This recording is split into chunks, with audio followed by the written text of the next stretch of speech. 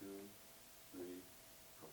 Hello, I'm Ralph W. Sevenor, working in conjunction with Charlie Darsh. This program is the builders of the alarm industry, the icons of the industry that have really taken us to where we are today.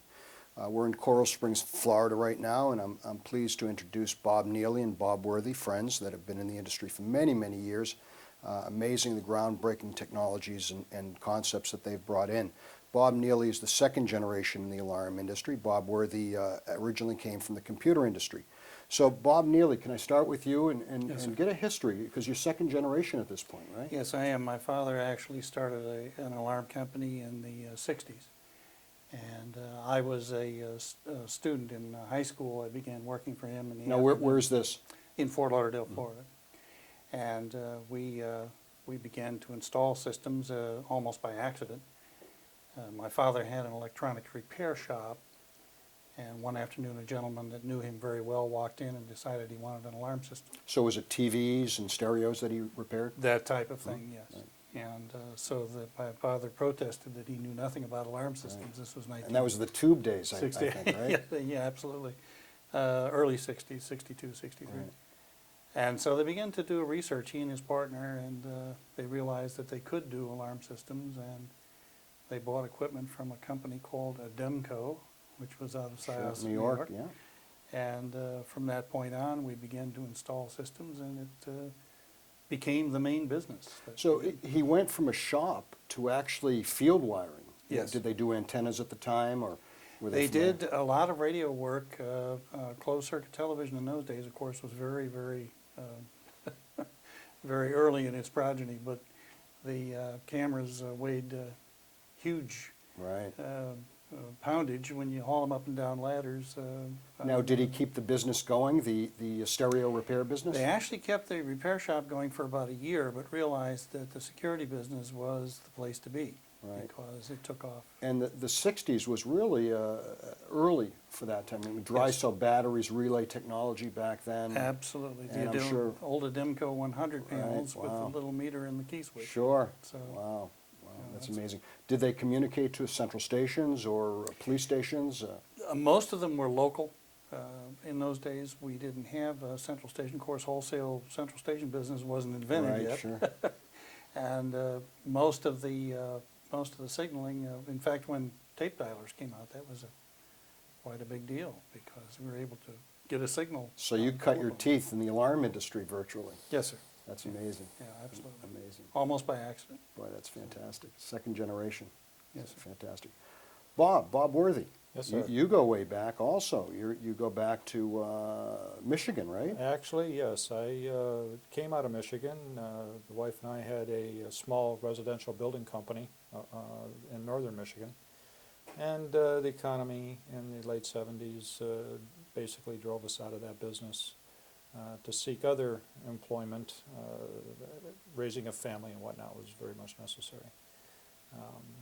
I went to Texas, thinking I was going to take my construction business down to Texas, and didn't realize how Did the weather bring you down to Texas, or just the? just the economy. The economy. The economy. And at that time, the oil was booming Right. in Texas, and it was either Alaska or Texas, and that's where the booms were back then. Warmer. And yes, well, when you say weather, that was probably the factor. But I got involved with security rather than building, since my dad had just ventured into a security business, and it was tied up with a computer company, which in the late 70s and early 80s was not really thought of then, tying computers to security systems. So it was kind of a new generation of what was going to happen in the Right. industry. And having the construction background really helped me build that company. My dad actually sold before I even got started, so I was wondering if I even had a job when I finally arrived in Texas.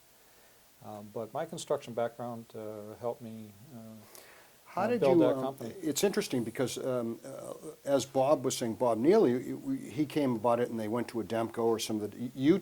went a whole different path, and that was Whole different the path. computer industry, and that was really the state of the art at the time of computers. Right, So how did you? I mean, you had to build everything from scratch, right? It was built everything from scratch. It was totally proprietary equipment. Right. We did not even know of an Ademco Sure. or a distributor for alarm products at that time. They were manufacturing equipment, actually went ahead and had it approved. And what was the timetable? 1980. Fantastic. 1980. That's amazing. And we were actually uploading and downloading panels back in 1980. Really. We took that company from an 18-wheel trailer in a parking lot to 17 offices covering 39 states. So it was a building process, fast building process, and it took us into an area that nobody else could compete with. And you really did everything from the design to the manufacturing to the installation to the service. Did you monitor at the time? You mentioned, yes. and how did you do that? Again, it was over a dedicated data circuit. Right, which is the through old teletype network, I right, think? through AT&T. Right, mhm. yeah. And it would all come back to a central location. We were primarily in the multifamily industry. We were dealing with apartment properties. And the whole system, basically every apartment, would come back to a central location at the main leasing office that, attached to a dedicated data circuit and running at a tremendously high speed of 9,600 baud. But we were able to monitor even vacant apartments, which was very important to the multifamily industry because they had these young Right. ladies showing vacant apartments in some neighborhoods. And it that was weren't- actually interactive back then. Yes, yes. Incredible. Yes, and that company was later sold to Sensormatic Electronics, and About what time? 1986. It was sold And to did they Sensormatic mature Electronics. from there? What did they do with it? No, actually, it was basically a publicly held company. You know, it was a stock issue, and they bought the majority of the stock. That's how I ended up in Florida. The company transferred me from Texas here to Florida, and I took over the country as operational director. Oh, for Sensormatic out of Boca Raton. Correct. Right. And then they sold the company when the time was right to the upstarting Smart Security Westinghouse. And after that is when, and that was 1988, and that's when I started. I didn't go along with the acquisition and started my company here. Now, so you went from Sensormatic, which is a Tyco company today, and then you decided to branch out on your own. Correct. And was it because you just wanted to go in a different direction, or? No, basically the acquisition. When they acquisition. sold to the Westinghouse folks, the upper management didn't go along with the acquisition. So you decided you wanted to start. So how did you That's start? right. My very first account, one account. It happened to be a decorator that was here in Coral Springs and wanted a security system, and I said, I can do that for you. Are they still an account? Well, I just had them move out of the area here last year, so I had them for 22 years. Fantastic. So- That's great. And so we started with one account and have built from there. Wow. So So Bob Neely, your dad was working on the integrated portion on the repair. Then what happened from there? He had actually two companies. One had been acquired from a police officer in the early years of the 60s, late 50s and 60s. And there was a conflict of interest there, so the police officer had to sell Right. that. And my father and his partner bought that company and started their second company for the local alarm systems. And eventually, both he and his partner, who had been working for the phone company for quite a number of years, there were new rules that came out about potential conflict there as well. So they sold both companies. One company was sold, the local alarms were sold to a local company here. And my brother-in-law and I then took that company and we ran that from 1971 until 1989. And for 12 of those years, we had our own central station here in Fort Lauderdale Really? as an independent. And this was when the direct wires and McCullough circuits back then. Absolutely, everything was direct wire. And Right. I remember attending a convention in New York City where we got our first look at a digital dialer, Is which that was right? an Yes. amazing. What piece what of- make was it? Do you remember? If I recall, it was a Franklin and it was Franklin, nuts and sure. bolts Right. programming. Oh, so- sure. Sure. But it was there was no such thing as solid state at that point. But Right. to speak of as far as signaling went. Sure. But yes, that was a big deal too, when those came out, being able to program. And that time, did you have runner response at the same time? We actually did a kind of a modified version of that. We were not UL. We had prepared to put up a building in the 80s, and we actually built the building in 83, and we were getting ready to convert that when we sold the company. But we did a kind of a modified version of that because in those days it was kind of hands-on customer service. Right. And if you got a call at 4 in the morning, you went out, you took a look at what was going on. So that's the way we. It's, you know, the fundamentals stay the same, whether 100 years ago, 50 years ago, or today, it's taking care of the customer. Yeah, It's absolutely. you need to take care of the customer. Right? Absolutely. That's obviously such an important thing. So you sold the company. We sold the company to Consolidated Southern in 1989. Who, Farrell Lloyd? Farrell Lloyd, that's Wow, correct. name out of the past. Yes, sir. He had acquired several companies in that particular year, and went ahead and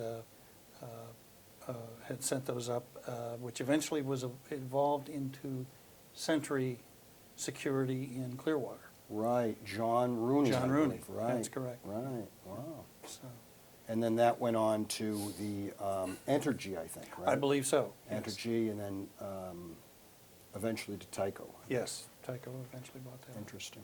Wow. Bob Worthy, how did you build your business? So you started with this one account, decorator. How did you build it? It's pretty hard. I mean, one person. Actually, you're right, and it's very hard, and it's equally as hard for anybody today new coming in that doesn't have the financing and everything else behind them. Do you think it's Money easier business. or harder today? I think it's harder today. It is much harder today. Coming out of the multifamily industry and working with that, I was very fortunate to start up. Can you describe the multi-format industry? How did that work? Basically, the company I worked for was called Data Vision Incorporated, and they went out and they were competing with some of the other. There's only really 2 other multifamily. And that all they do is companies. specialize in large apartment complexes. That's correct. So they'll sell not the individual subscriber, but they'll sell the management company or the building owner. That's correct. And they would sign a 10-year contract, long-term contract, put it in for free back in the 80s, Right. and Wow. before the free was known as it is today. Signed long 10-year contracts. So really, I always thought free was later, but it was really, you were working on it back then. Back then, right, that's correct. Amazing. And working with these developers and builders and owners of these properties, and there's really not that many large in the country back then. So I had connections with these folks coming out of the other company. I was very